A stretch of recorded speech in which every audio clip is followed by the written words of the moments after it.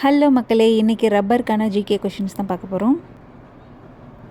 First question, ரப்பரோட தாவரவியல் பெயர் என்ன? ஹெவியா பிரேசிலியன்சிஸ்.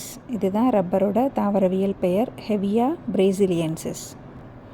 செகண்டு, ரப்பர் மரத்திலிருந்து வடியும் பால் போன்ற ஒரு திரவத்தோட பெயர் என்ன?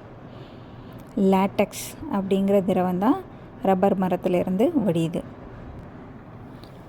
தேர்டு, உலகத்திலேயே மிகப்பெரிய இயற்கை முறையாக ரப்பர் உற்பத்தி செய்யும் நாடு எது? தாய்லாந்து நாட்டில் தான் இயற்கை முறையில் ரப்பரை உற்பத்தி செய்கிறாங்க.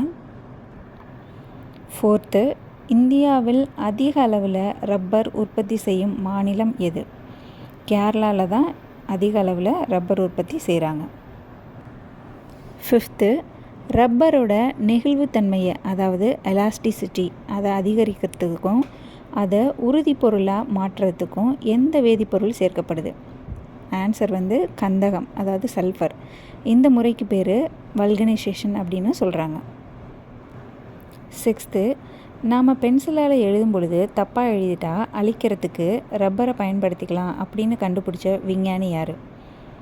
ஜோசப் ப்ரீஸ்ட்லி அப்படிங்கிறவர் தான் ரப்பரை யூஸ் பண்ணி அழைச்சிக்கலாம் அப்படின்னு கண்டுபிடிச்சிருக்காரு. செவன்த்து, ரப்பரோட தாவரவியல் பெயர் பார்த்த மாதிரி வேதியியல் பெயர் என்னென்னா பாலி ஐசோப்ரீன்.